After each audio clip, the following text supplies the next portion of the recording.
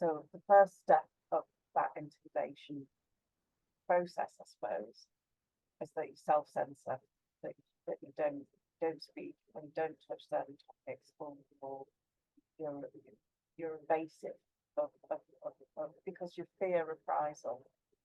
And you're right to fear reprisal, because people can suffer things like, it'll start with sort of rumours, or feel people felt marked, or and then somebody might come along and say something directly, either in a, quite often online, and some big fear around social media, being accused of something on social media, which is obviously really left, certainly since 2014, but even since 2020, the concerns around social media has really changed. And then that might go a little bit further. So you might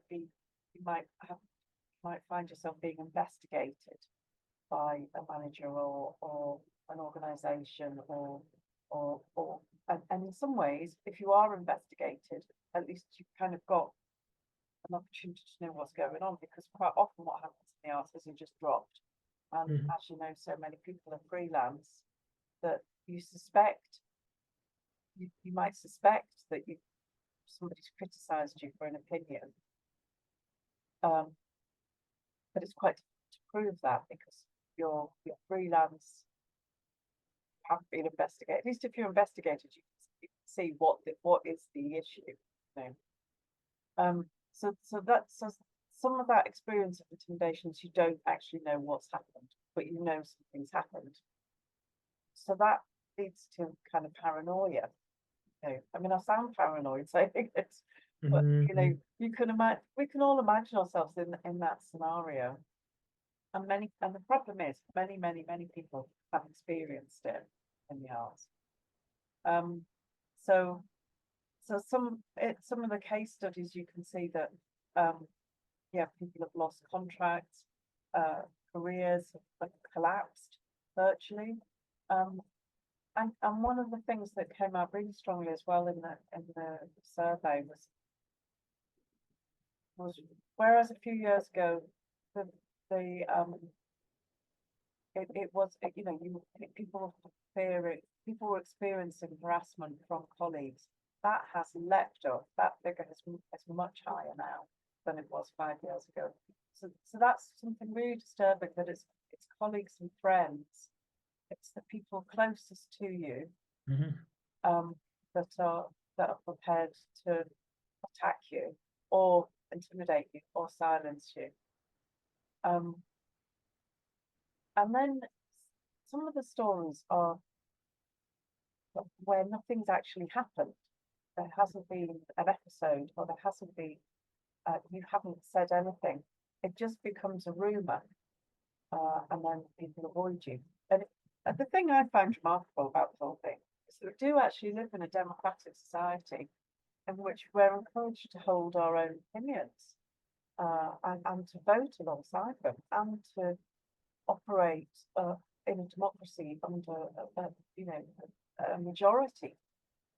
So to get to the point where people in a sector in which artistic expression is the bread and butter, but self-censorship has become the norm, in a society in which everybody's free to speak, you know, within legal norms, you know, not allowed to incite violence against others, or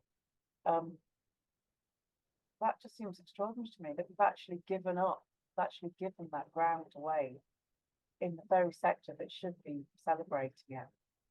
And that's come out in both of the reports. When I say both, I mean the arts professional one in 2020 and the one in 2025. There's a question in it around, do you think it's the role of the arts to protect artistic freedom? How important is it? And both surveys said we think it's really important. We think this is a very important feature of our sector. And the implication of that is of our democracy as well. And yet, this is the sector which is giving that up. And in fact, there was a report published a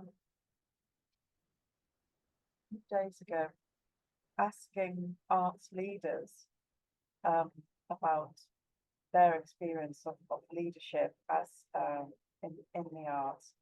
And so, you know, we're talking about people such as the director of Tate, director of Royal Opera House. There is a reference, they do reference this idea that, oh, there's a fear of cancel culture, but they don't reference their responsibility to protect artistic freedom and freedom of expression in the arts as leaders.